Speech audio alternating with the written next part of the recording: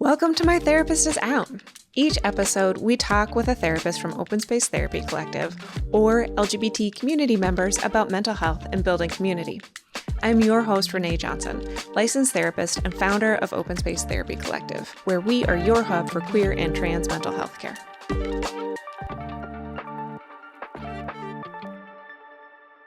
As we dive into today's topic, please keep in mind that this is a mental health podcast. We will talk about sensitive and difficult issues that are not appropriate for all audiences. Please take care while listening. Welcome back to My Therapist is Out. We have a really special guest with us today. We have PJ Brescia with Baby Gay, a nonprofit out of LA. And I'm super excited to talk to you and dive into your experience and how Baby Gay came to be. Welcome. Hello. Thank you. Hi, here we are. Thanks for taking the time to come. It's been we're recording this in February, so it has been a crazy start to 2025. And I've definitely appreciated in the last month, just a couple months, just like sitting with you and going, oh my God, what is happening? What do we do? I do. I'm so grateful. As a person, I try to stay positive, even in the periods of extreme difficulty, such as January 2025. So one of the positives, I would say, is working very closely with you on a variety of things. And I just am so grateful because I love your energy so much. And it's just been truly a source of strength and peace to just work alongside you on a lot of different areas. So thank you very much. Yeah, thanks. Yeah. That's really sweet. Yeah. I promise I didn't like softball you to say that. Yeah, no. That's fully real. So yeah, thank you. So for people who haven't met you yet, Yes. Who are you? Sure. My name is PJ Brescia, they, them pronouns. I am the founder of Baby Gay, which is a nonprofit supporting the coming out process is really kind of the gist of it. We're based in Los Angeles, and it has been an insane journey to get here. I never planned on starting a nonprofit. I never planned on being a queer activist. If you told my younger self that, I would have said, no, you're crazy. I'm straight. So it really has been this wild ride, and I am so grateful to be on it. Baby Gay started back in 2023 officially. It kind of started before then because, so basically I came out later in life, and it's funny because it is later life for me. I came out at 27 as gay, and as I've now been on that journey of learning about my queerness, and I hear from elder gays, and they're like, that's not late. Like, I came out at 60, so it's obviously all relative. But for me, it felt late. And because it was a point where I was just living such a facade of a life, and until 27. And I believe everything happens for a reason personally. So I had to go through that journey. But looking back myself in the closet, it was just, I get kind of sad sometimes because it really feels like I was not fully actualized in a lot of ways. And that's, it is here nor there. But so basically came out at 27, restarted my life. At that point, I was running from a lot of different things in my life, which was one, my sexuality. Two, I lost my mom suddenly when I was 17 and completely ignored that trauma for 10 years. So bottled that right up with my sexuality. And also I was in the corporate side of entertainment for my 20s pretty much. And then I had basically all of this equals a mental breakdown at 27, and was also running from the fact that I wanted to be on the creative side, but I had that linked to my sexuality. So I felt like it started with acting. Like I felt like if people knew I wanted to be an actor, they would think that I was gay. So it was all intertwined stories that I was telling myself, really. And so basically had a mental breakdown in 27 and restarted this really most authentic journey that I've ever been on. And it's been kind of, I started with a lot of therapy, and which was insanely helpful. And I'm a huge proponent of therapy, so everyone should be in therapy. And my therapist was really pushing me to journal. And Mm. initially, when I kept getting that, and from that advice, I was rejecting it, feeling that, oh no, I'm not a writer. I'm not going to journal. And it's Mm. like, okay, well, you're not publishing your journals. This is for you. This is just a tool to actually process a lot of emotions inside. So fast forward, I love journaling, and I would try to journal every morning. So I was journaling a lot in my late 20s, in this period of really kind of going inward for the first time. Hit 30, kind of had another what am I doing with my life scenario. And I went on this writing retreat. I was also really scared. So as I thought I was a horrible writer, and I was Mhm. scared of writing. And I went on this makeshift writing retreat with my brother-in-law, my oldest sister's husband, who's been a mentor of mine. And we just, he is a writer, a professional writer. So he was writing his third book. I didn't know what the hell I was doing. I just brought like I think I had 2 journals full at that point. And we had a Airbnb for 5 days and just wrote. And it was kind of this insanely powerful experience for me to kind of go through my journals. And I knew something. I had to get something out. Didn't know what it was. I was like, maybe I'm going to write a book. Not sure. But I came away with this web series concept called Baby Gay. Mm. And it was a semi-autobiographical comedy of my coming out story. So I started developing that project at 30 as a way for me to kind of create something for me to act in. And that was the initial intention.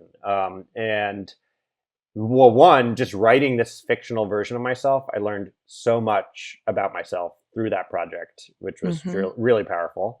Um, and then kind of was writing it that for years, to a point where, I was getting notes from friends who were writers, and it got to a point where they're like, you're done. This is done.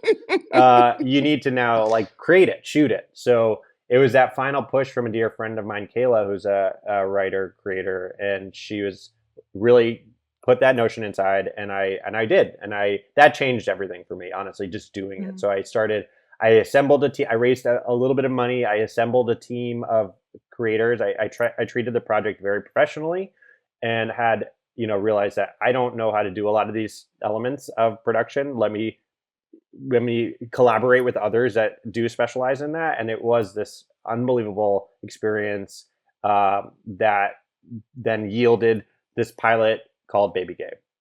So then from that, I was basically, I now need to show the world this. So, all my friends and family had been hearing about this project for years, literally. So I was like, okay, I'm gonna create this event around the premiere of this project. But it kind of had snowballed from that, where I ended up partnering with the LA LGBT Center, and then created basically a festival of coming out, where we had the lineup of queer performers, and we had a vendor village of local queer organizations. And it was this phenomenal event. And it really became clear from it that this is way bigger than just the film and Yeah. television project. This is about creating community specifically around coming out, because Mhm. part of my journey of coming out was very eye-opening, in the sense that I had a really hard time with it. I felt like a real lack of community about coming Mhm. out. I was running from my sexuality for so many years that I thought, okay, now that I'm accepting of my sexuality, that now it's going to be great. Now then it's just easy, rainbows and sunshine. Like, life is just going to fall into place, and I'm going to have just like, exactly what the media makes it look like. All queer people are just like partiers, and it's just going to be so much fun. And I did not have that experience. I felt very alone in the process. I felt like I didn't know where I fit in within the queer community, because I had zero connection to it before coming out. So it was challenging. Let's stop there because I think this Yeah. is really important. Also, the amount that you went through in 10 years alone is, uh, I'm not surprised that you hit 27 and went, holy shit, I am going to fall apart, Yeah. because that is a tremendous amount, and we'll get there. Thank you. But let's pause a minute and talk about the difficulty of coming out, because a lot of people share this experience, and I'm sure you're seeing this the more that Baby Gay has been up and moving and meeting people, is a lot of our messaging, or the messaging we see about the queer community, is sunshine and roses and rainbows everywhere, and everybody Literally. loves and accepts everybody. But that's not necessarily the case, especially when you're coming out and you're in your later 20s or 30s or 40s or whenever it is. There's a lot of internalized homophobia that queer community has that gets projected at people newly coming out. Can you talk a little bit about what that first year was like for you as you're trying to come out? 100%. I mean, it was, well, one, I mean, I can speak to, I was in Los Angeles, and for people that don't know, West Hollywood within Los Angeles is a very queer pocket, and which is amazing. You know, it's like a very euphoric place where it's just like queerness is so accepted and celebrated, which is amazing. However, it's also very intimidating. And for someone that is still exactly this internalized homophobia, which we all have, and we all need to actively work on dismantling it. And a lot of people don't. And so, I mean, we could talk about it to the side, but it was, you know, it was scary to go into this mega gay metropolis and I just didn't feel like I fit in. And I felt like, I mean, this is all these, you know, internalized voices and processing, but like, I don't fit in. There's just all these a lot of negative talk, and it is a little bit cliquey, and it is a little bit bitchy, and they're in the rainbow flags like in down your throat, out in your face, and in reality. And then for me, I'll speak about myself, like that. That's not who I am necessarily. Like, I am all about, obviously I started a nonprofit about queerness, all about queerness, but it's like, I think that the media has portrayed it in such a specific way that there is so much more beyond it. And I think that's what needs to be talked about more. So thank you for doing that with this podcast, because just because you don't necessarily want to have a rainbow flag or rainbow tattoo or rainbow, like everything's rainbow, like what if rainbow's not your aesthetic? Like, does that mean you're not queer? Like, no, that's not at all. So I had a lot of that initially because I didn't feel that I fit in. And also, I mean, talking about my immediate first year was I met someone on a dating app and was dating him. And I actually was feeling rejected from his group of friends because I was a baby gay. And that was eye-opening. And just, you know, I didn't even know that was a thing, that people don't like baby gays. And it's like, wait, what about that? Just because I, you know, haven't been gay openly for years, what is wrong with me? There's nothing wrong with you. It's just people somehow have just their own judgment, their own homophobia to work through. So it's something that I actually really, I mean, to be honest, I isolated a lot in those first few years because I felt this rejection from the queer community. I think actualized, but also mostly internalized. So it really kind of forced me to just work through that trauma. My outlet was writing, but I think there's a lot of different ways to process it. Therapy was also a major one of those incredible outlets. It was a challenging time. So I think the most important thing for people is to find community, whatever that looks like. And it's important to kind of share your struggles, because I think I internalized it a lot, which forced me to isolate a lot, which was not helpful initially for my early years of coming out. And a lot of it also then because I didn't have queer friends at that point. So my only connection to queer friendships was through the guy that I was dating and his friends. And ultimately they weren't my people.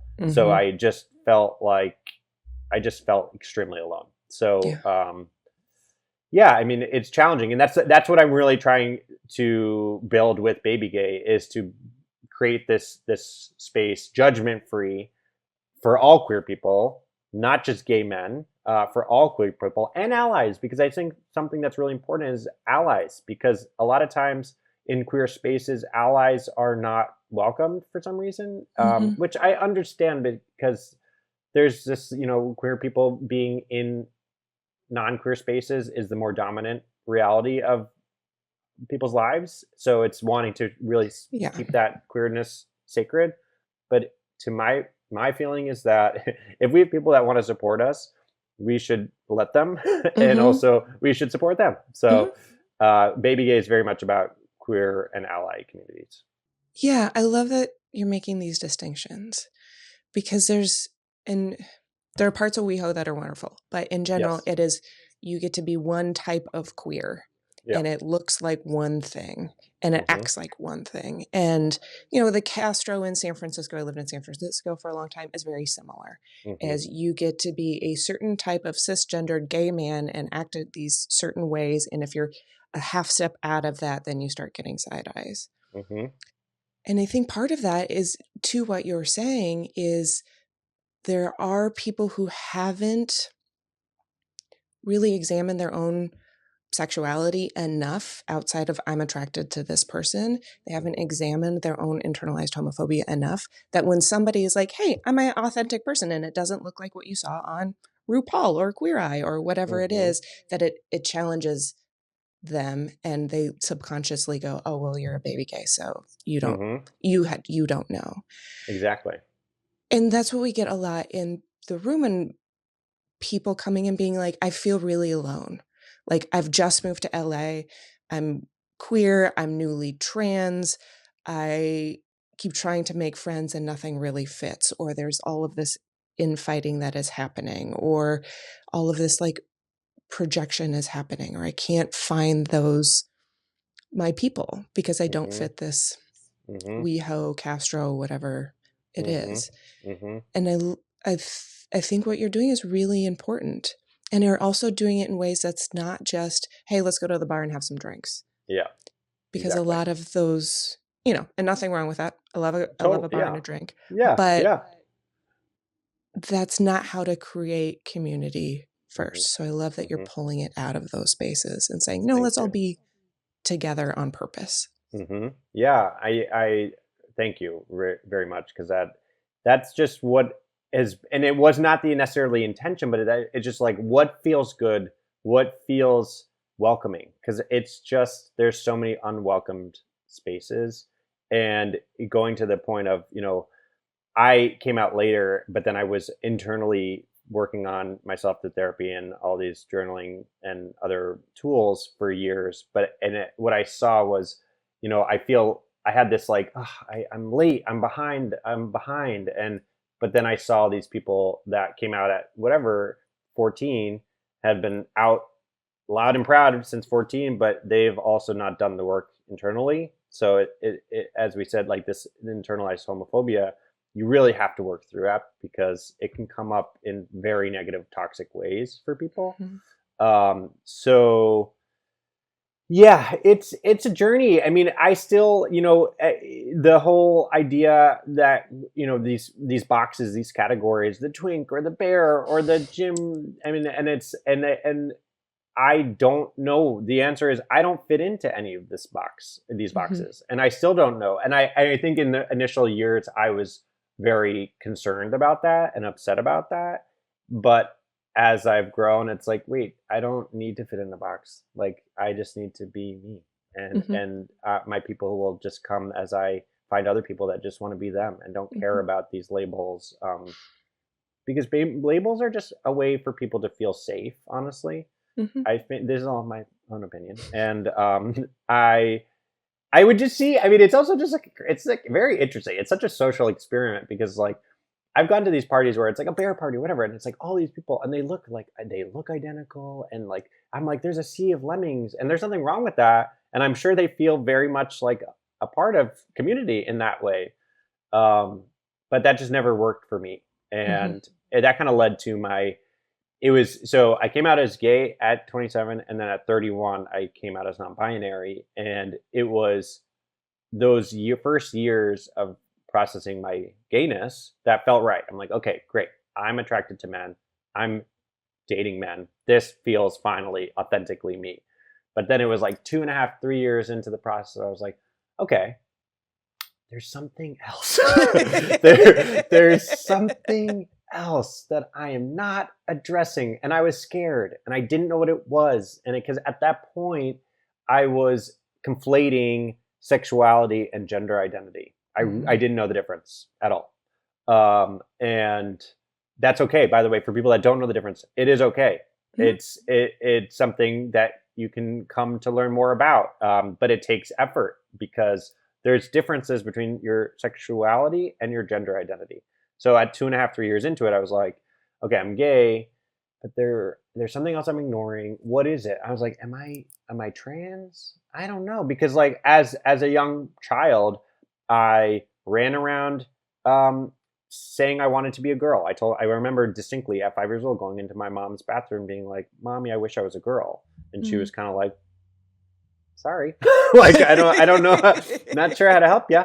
But like, I only had girlfriends. I wanted to play with Barbies only. Like, it was just all these, I was tucking my penis, running around the house naked with a do-rag, like pretending it was my long hair. Like, it was all very much leading into, okay, well, there's something going on here. And it wasn't until 31 that I received I was struggling with, and this is a whole nother conversation, but I was struggling with my queerness and my religion and my religious identity, which growing up I was raised Catholic. So I was struggling with that and then my friend sent me a wonderful lecture, basically from a priest, talking about how they can extremely coexist and they don't need to be mutually exclusive. And at the end of this lecture, it was talking about, and there's a whole group of non-binary people that feel attuned to both genders and neither gender, and it relates to the two spirit from like ancient Native American cultures where this has been talked about for like centuries, and it's very normal. And it was a light bulb for me that went off at that point because I didn't even know what non-binary meant or what it was, and I was like, wait, but that's how I feel internally. I feel very much that I can vacillate into my masculinity and my femininity. And it was so long, like I would say, until coming out, I was running from my femininity for so long. And then coming out, it started to allow me to be comfortable and embrace my feminine side. But then it kind of had that other extreme where I was ashamed or running from my masculinity. And then it was like, oh wait, no, I can be masculine and that's okay too. And that doesn't mean I'm not non-binary. It's just, it ebbs and flows. And going to, I mean, we can circle back to this, but it was like this, let things flow through you like a river. Like that can be your gender too. Like one day you want to be extremely masculine and the next day you want to be extremely feminine.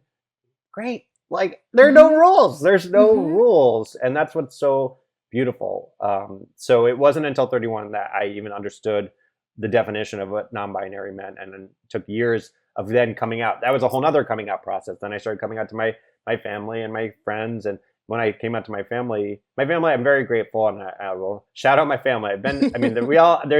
There's everyone has their thing, and there's some things that we need to work on in my family, but overall they've been extremely supportive, and I'm so grateful. But when I was coming up with them as non-binary, they're like, yeah, that makes sense. They're like, yeah. There was no backlash to that. I was like, okay, great. I'm glad we're all on the same page here. I had some friends when I'm also a later in life coming out person. And when I had been doing the like they hiding unsure while I was like figuring it out. And at some point I'm like, okay, you probably all know this already, but non-binary is like what fits for me. And like I get the amount of like calls and messages that were like, you don't think I already knew that? Was very affirming and loving. Yes, exactly. But I love that like, but wait, there's something else here.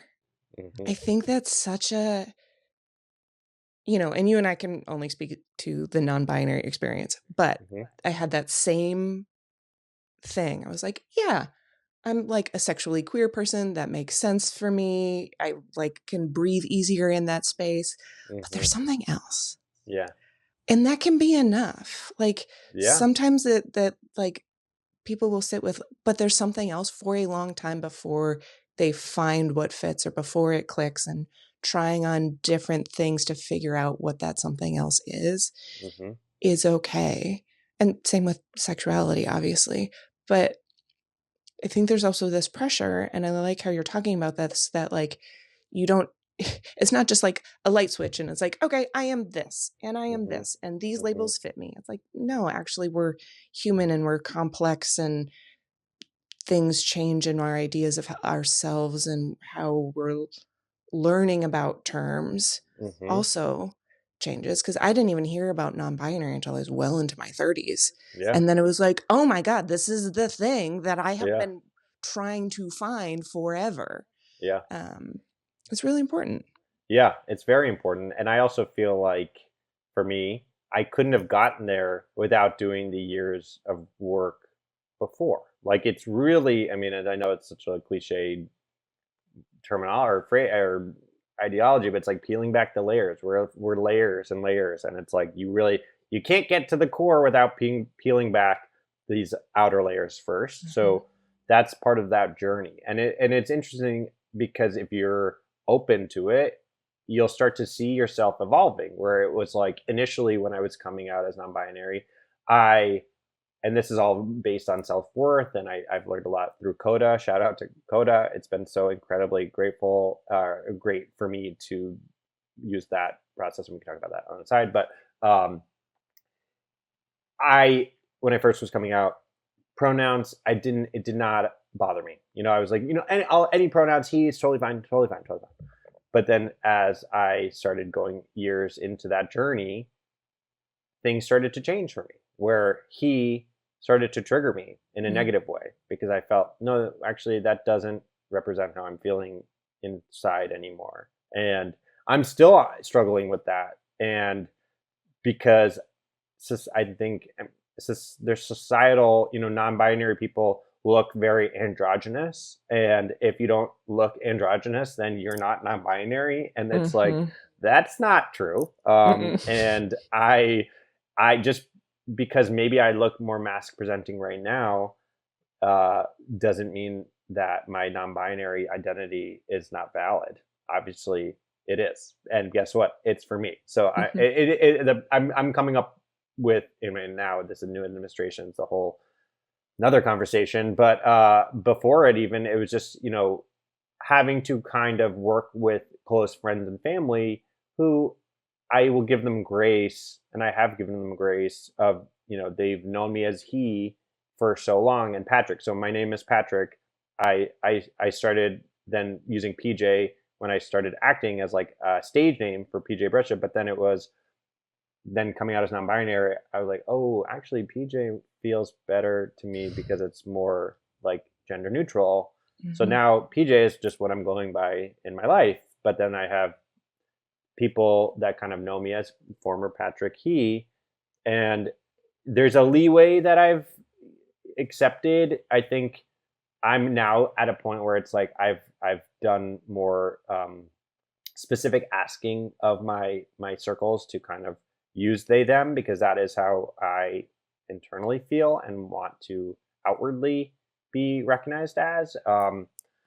And that's its own struggle, like there's that's been its own journey. And some people just have a much harder time with it than others. And what I will say to that is, I don't care about the mistakes, because I make mistakes with my non-binary and trans friends still. Absolutely. And always will forever. You'll always make mistakes, but it's about the acknowledgement of the mistake and the correction quickly thereafter, to then just share that sentiment to your loved one that I see you, and sorry about that, but I see you and I love you, and let's just move forward. So I just will implore to everyone that don't stop from trying. It's okay if you make mistakes, but the trying in itself is what is going to really be needed by your trans and non-binary loved ones.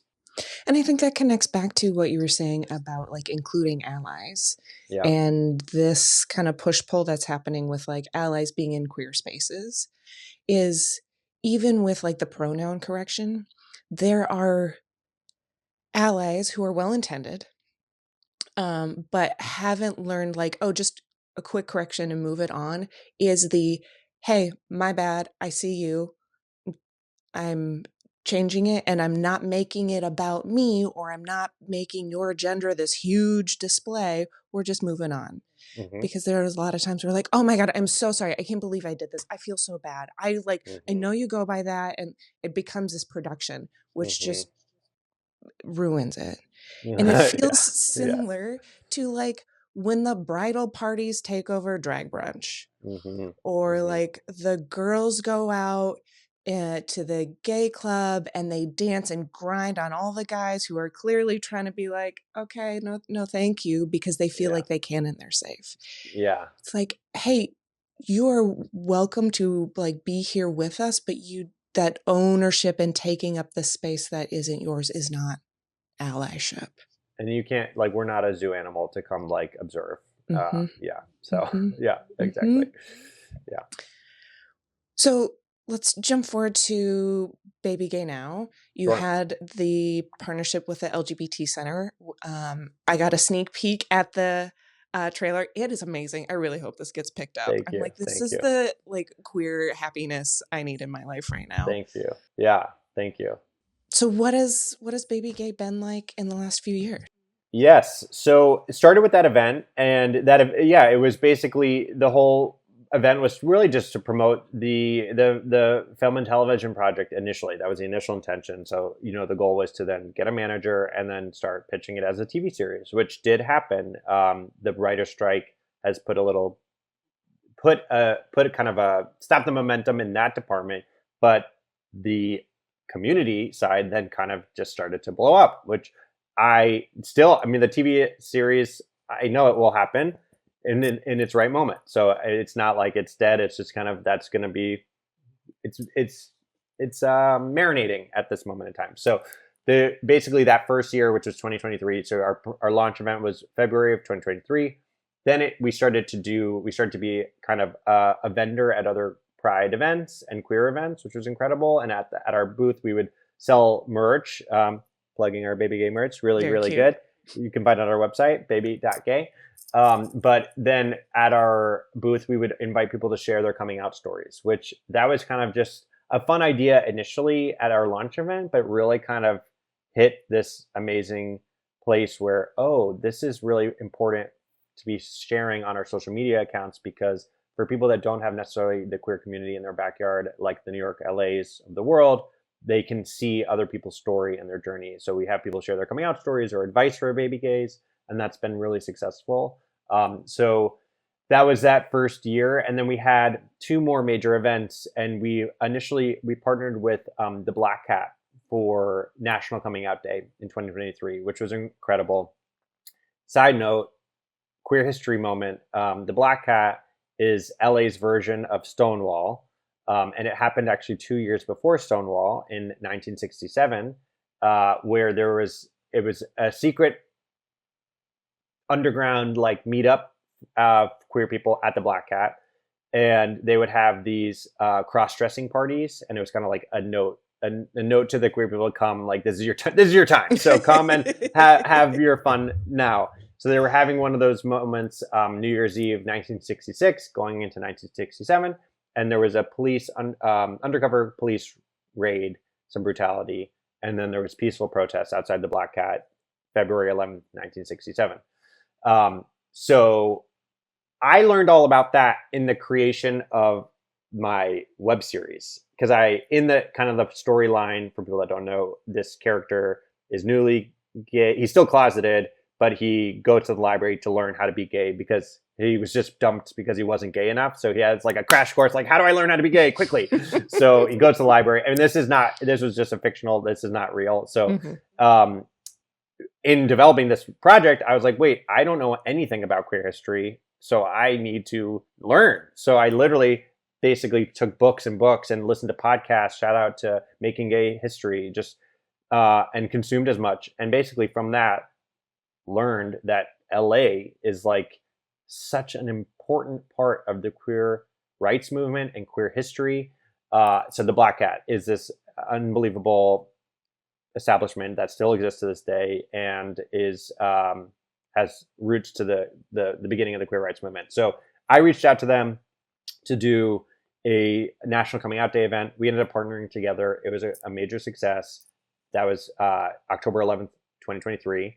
And basically, I have now, like, they're our home base. They're like our ally, and shout out to Lindsay and all the team over there. But we were like, let's do this annually. So we're like, great. So then we had a few other big events. So the events started to become like building and community just coming together, always kind of with queer performers and a vendor village of queer organizations, and just really special experiences.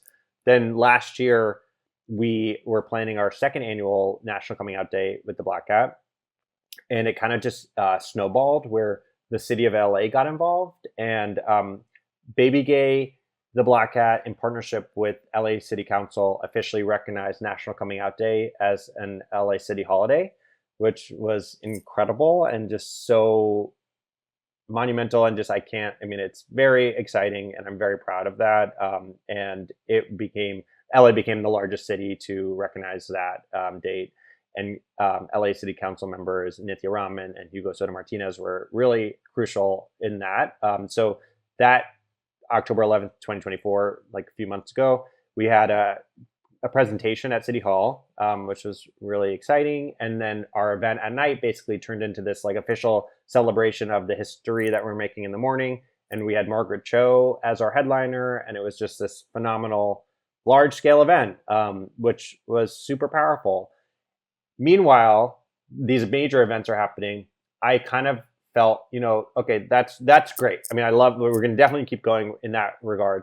But also for people that don't, maybe that's a little intimidating for some baby gays in itself. And we started having a monthly support group as well. And it's still in its infancy, but it's really, I really just want to create this space for people who have questions, who want to ask those awkward things that there's nowhere else to ask, because I felt that. Like, talking about gay sex, you know what? It's not as simple as straight sex. Like, and it's not talked about.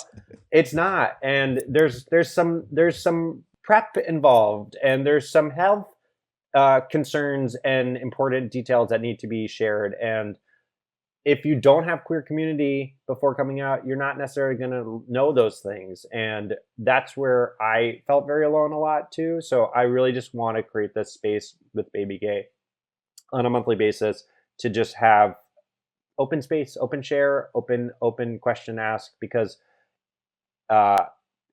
if you don't feel safe to ask, you're never going to ask, and then it's going to lead to unfortunate things. So I also think it's important, a mission of Baby Gay is to kind of share coming out stories and share your story, because for me, it wasn't until I saw myself in someone else's story that it gave me the permission to feel, oh, okay, they're okay, so I'll be okay too. So that's really like a core pillar of Baby Gay is storytelling, and specifically your coming out storytelling. So we're actually launching a podcast as well. Very excited about it. We'd love to have you on it. Yay. And it's an open conversation, but we always cover coming out stories. So it's just really important to continue sharing those stories, especially now more than ever, because we're not going to be erased. And it's very important that people learn the specific about coming out, because that's where I just don't think there has been enough support specifically towards. So yeah, agreed. And there's another podcast called Two Dykes in the Mic that we're covering, like, and do cover some of the stereotypical bullshit that comes out about like coming out, and it's always a tragedy and everything falls apart, and it's just this like doom and gloom. And like for some people have really struggled stories in their coming out process and being out, and some people don't. And like, just like we were saying before, and about everybody's queerness is their own, it's the same with coming out stories, and that exploration and process of that looks so different and will continue to look so different, because when I was in high school in the 90s versus somebody being in high school now. Like, the world is so different. So those stories and those experiences are going to continue to change and evolve and be different. And I love that. I love that you're doing this. And I love that you're having the support group where you can talk about kind of all of the new stuff and all of the questions, because like sex, especially depending on if you're dating a cis person or a trans person, or your what statuses are and what preferences are, and you can say no. You don't have to do this type of sex because you're have this sexuality, and to be able to have that with queer community is so important. So I'm so glad that you are doing that. Do you have a set day of the month that you're doing this that people can check it out? The answer is no, but that is something that I really want to start. I do want to establish that cadence because I think it's important to just have it. It's the first Thursday of every, whatever, something like that. So it's typically been on Tuesdays, so I can say that. But yes, unfortunately, I don't have that. But we will start building towards it. Yeah. Cool. And they can come find out on your social media and website. Yes. Yeah. You've come a long way in 2 years with all of the events and helping National Coming Out Day and doing the more intimate support groups. Where do you want to see Baby Gay go? What do you think our community needs in this political disaster? What do you want to do? What are you hoping for? Yeah. I see Baby Gay as a national nonprofit. I see it having many different pillars of support, in the sense that let's go to the podcast that I'm really excited about as a wonderful way to show queer success. We're still in the building development. We've shot 6 episodes. Everyone has had a different background in all different fronts, professionally, ethnically, sexuality wise, and it's just, I want to highlight queer success. It doesn't look like one thing, and so that's one side of things. Then, for example, our events and then support group, I really want to build a mentorship program between baby gays and elder gays, because one thing that I really think there's a gap in our community is that the queer community is one of the only minority groups that we don't really get our elders to teach us about our history and teach us about our queerness, because a lot of times your parents are not queer. So you're really kind of forced to figure all this out on your own. And I also, and as well as the history side of things, like I was never interested in history in general growing up. And it wasn't until later in life that I realized, wait, queer history is so important and so interesting. So it was on my own onus to figure it out. And I almost took it as like a research paper of sorts. But I don't think I want Baby Gay to kind of make a more enjoyable outlet for people to find it and access it easily. So want to build out this mentorship program between baby gays and elder gays. And it's not like so we have a hat that it sells really well. It says elder gay, and it makes people laugh, but it's not about age. It's really about, are you a mentor or are you a mentee type of vibe? And I think it's just really important to help facilitate those bridges generationally, because we can both learn from each other. And it's so interesting to work. I work a lot with a lot of older queer people, and there's a lot of differences between the youth, the queer youth, and the queer elders. There's a lot of differences, and there's they do need to kind of build some bridges of because they both can learn so much from each other. So we want to start facilitating that as well. I see it as, so a product. So like a product we developed in 2024 Pride season that has gone really well, and I kind of want to flush that out, is this welcome wagon box. So it's basically a coming out beautiful gift that you'd give someone, and turn the coming out experience into this celebration, and have like your loved ones buy this gift for the person. And it's full of a lot of different things, like amazing resources, lists, like books to read, TV shows to watch, music to listen to, as well as the best part are these support cards, we call them, and they're handwritten postcards from community members, strangers, writing just encouragement to these baby gays. And I mean, we have this booth at our events, and people come up and write, and people flock to write these notes. And that's just been, I mean, such a beautiful, powerful example of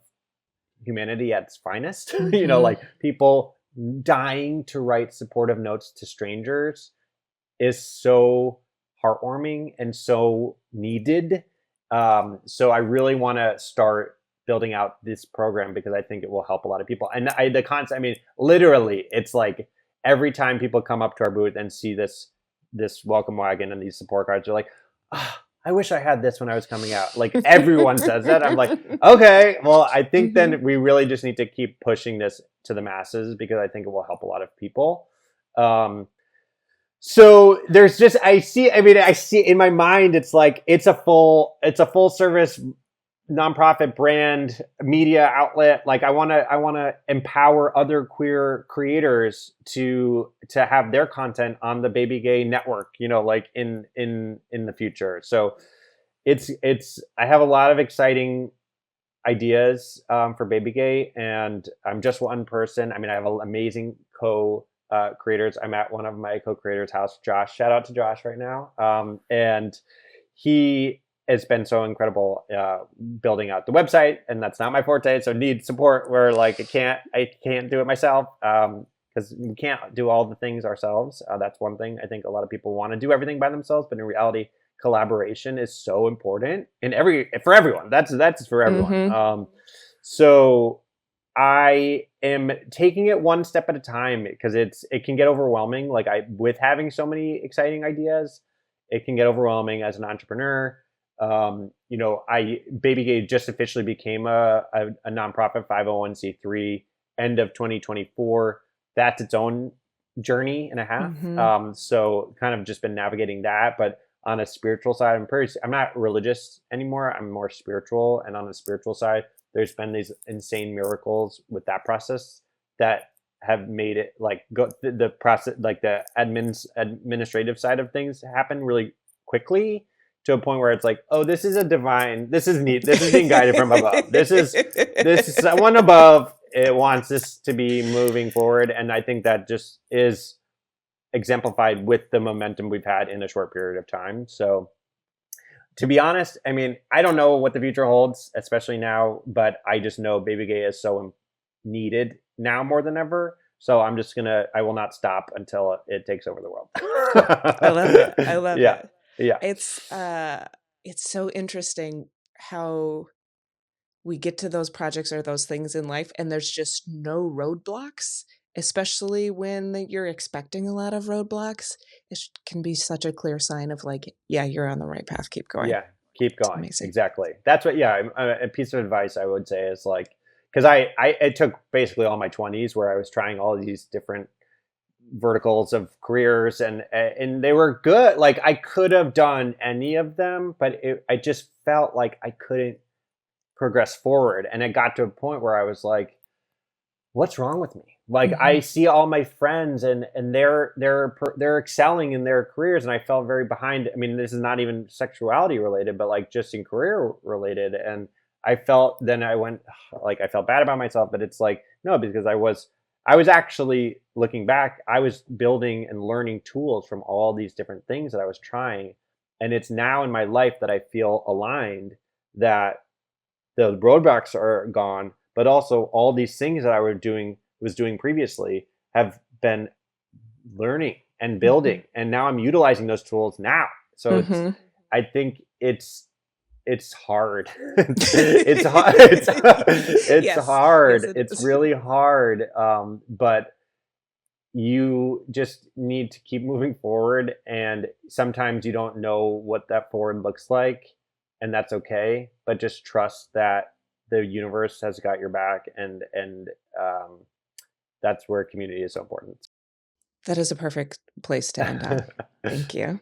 Thank you. We like to end by thinking about reflecting, sharing a queer moment of joy. Do you have a queer moment of joy in the last couple months that you think is worth Oh, sharing? a couple months. Well, sure. Yes. Yes, actually.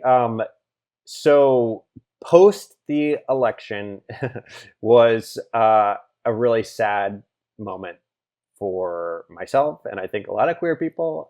And I felt very confused, lost, alone. And I'm a doer, just I have to keep doing things. And I felt I actually, so shout out to AOC. I was watching her do a brain dump on social media.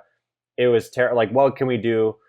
It's terrifying now thinking Trump's coming back. And but what can we do? What is positive? She's like, okay, well, you can build community, meet your neighbor, build community. I'm like, okay, good. I feel like I'm a little bit already doing that, so that's great. What else can I do? I was like, okay, well, I know a lot of the queer other event producers, queer organizations, queer venue owners, now government people of Los Angeles, and let's all get on a call because we need to get on the same page and we need to be supporting one another because it's now more than ever we really need to be fighting together. And had this call, and thank you for joining and being such a strong proponent of it. And we basically formed this coalition, and it's now the LA Queer Events Coalition, and that has given me so much joy and purpose because so we had